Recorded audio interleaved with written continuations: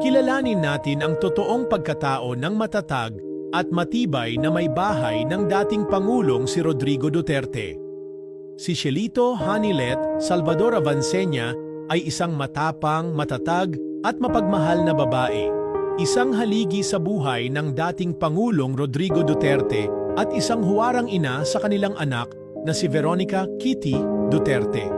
Maraming hindi nakakaalam ng kanyang tunay na pinagdaanan. Ipinanganak noong February 17, 1970, lumaki si Hanilet sa isang simpleng pamilya sa Pilipinas.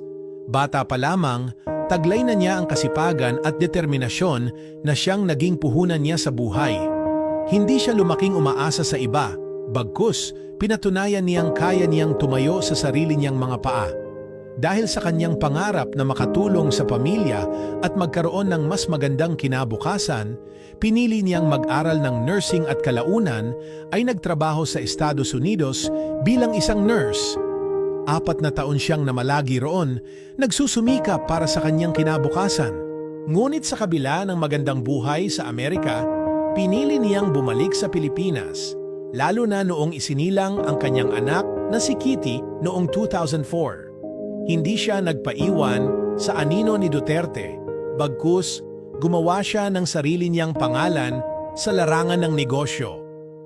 Sa Davao, itinayo niya ang sarili niyang mga negosyo kabilang ang isang meat shop, canteen catering service at 11 Mr. Donut franchises.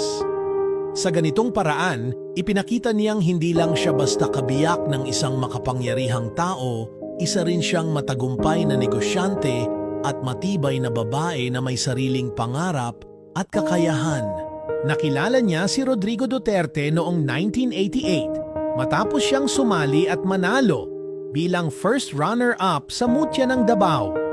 Noon pa man lutang na ang kanyang ganda at talino, bagay na hindi nakaligtas sa mata ng nooy alkalde ng Davao. Mula roon, nabuo ang kanilang matibay na pagsasama. Sa loob ng maraming taon, nanatili siyang tahimik, ngunit matatag na suporta sa tabi ni Duterte, anuman ang kanilang haraping pagsubok. Bagamat hindi siya opisyal na itinalaga bilang First Lady nang maging Pangulo si Duterte noong 2016, ginampanan niya ang mga tungkuling kalakip ng naturang posisyon. Isa siya sa mga mukha ng administrasyon, dumadalo sa mahahalagang state banquets at opisyal na pagtitipon kasama ng mga world leaders. Sa kabila ng lahat ng intriga, nanatili siyang nakatayo, ipinapakita ang kanyang tapang at dignidad bilang katuwang ni Duterte. Sa bawat laban, sa bawat pagsubok, si Hanilet Avancenia ay nananatiling isang matapang na babae, isang mapagmahal na ina, at isang di matitinag na katuwang ng kanyang pinakamamahal na si Digong. Ngayong dumaraan sa matinding pagsubok ang dating Pangulo, nananatili si Hanilet bilang kanyang pinakamalakas na sandigan. Sa halip na panghinaan ng loob, mas lalo siyang kumakapit sa pananampalataya. Hindi lingid sa kaalaman ng marami na minsang ni Duterte ang Diyos sa kanyang talumpati, ngunit ngayon, ayon kay Hanilet, ang dating Pangulo ay mas lalo nang humahawak sa pananampalataya.